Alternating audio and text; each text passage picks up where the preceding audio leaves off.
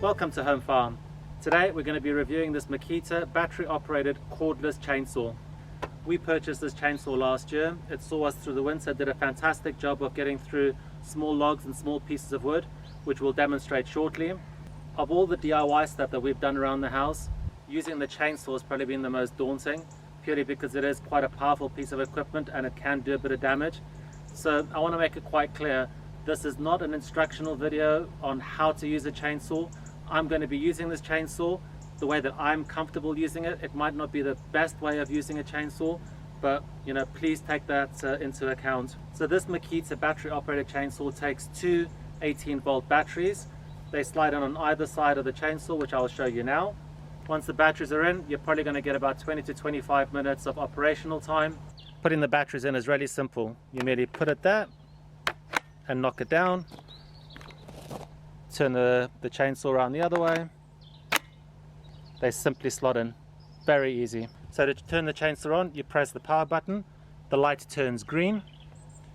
Press 1, press 2. And you're good to go. On this side of the chainsaw, we have the oil. This has to be filled up. Mine is half full, so it's more than enough. I've found that when you fill it a little bit too much, it starts to leak out. So I always make sure that my oil container is about 3/4 full. I also cleaned the chainsaw last year in the winter to make sure that it was in pristine condition and it's ready to go. Last night we went down to the bottom of our field. We found this branch that had fallen off one of the trees. It's completely dry. What I'm going to do is I'm going to cut it into smaller pieces, add it to our wood store, and once it's cut, those pieces of wood will be ready to go in our wood burners.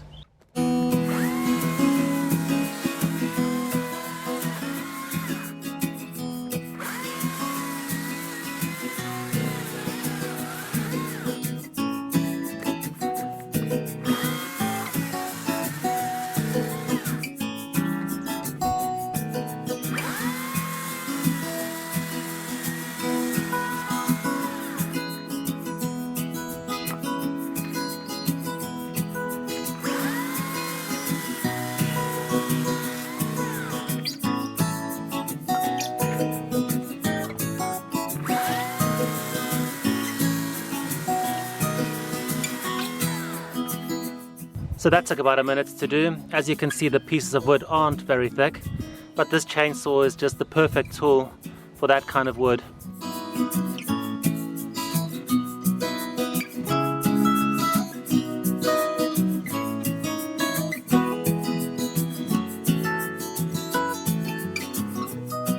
So we built this wood store earlier this year. The primary purpose was to actually hide the air source heat pump that's on the other side of it. But it looks really fantastic. We're really pleased with this. We built this ourselves completely from scratch, never having built anything in our lives before. So really pleased with the way it's come out. We've got our big logs on this side, and as we move across this way, we've got our smaller firewood. This is there's a lot of kindling here, and this all gets the early morning sunshine. And if you haven't seen our air source heat pump videos before,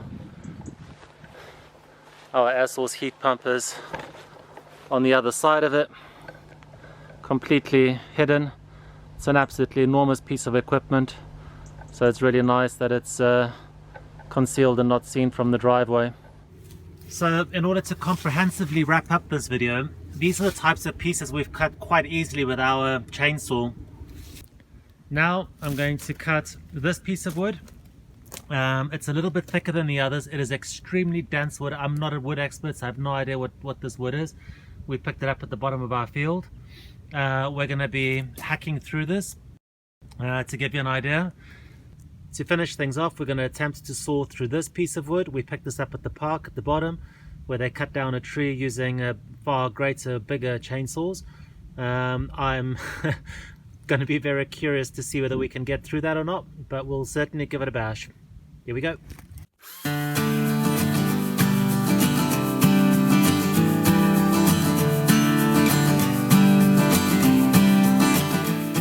That took about 2 minutes to get through. Now we're going to scale it up a bit and go with a slightly bigger log, which I'm not hugely optimistic about.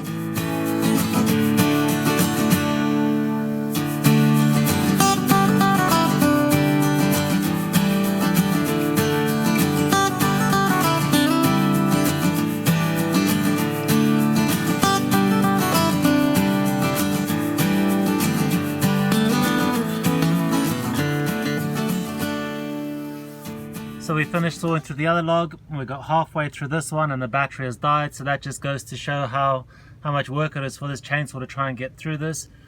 It does very clearly have its limitations.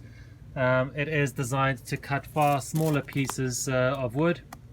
It is all about the application and what it's supposed to be used for. I was always not convinced that I was going to get through this, and well, we were right. Well, you would, but you'd have to recharge the battery a couple of times before you get through. It's not optimal. I think we're going to go with a petrol powered one or a high electric motor as an upgrade to get through bigger pieces of wood. So I hope that gives you a really good idea of what this Makita battery operated chainsaw is capable of. As we said, it's not going to be any good for cutting enormous tree trunks or anything like that, but it's just the ideal tool to take reasonably sized pieces of wood, cut them into more manageable pieces that you can then just put into the wood burner. Hope you enjoyed this video, and I hope to see you soon.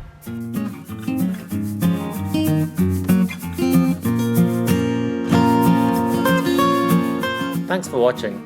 You can also follow us on Twitter or check out our website at myhomefarm.co.uk. If you enjoyed this video, please hit the subscribe button below, and if you have any suggestions for any other videos you would like to see, please leave a comment.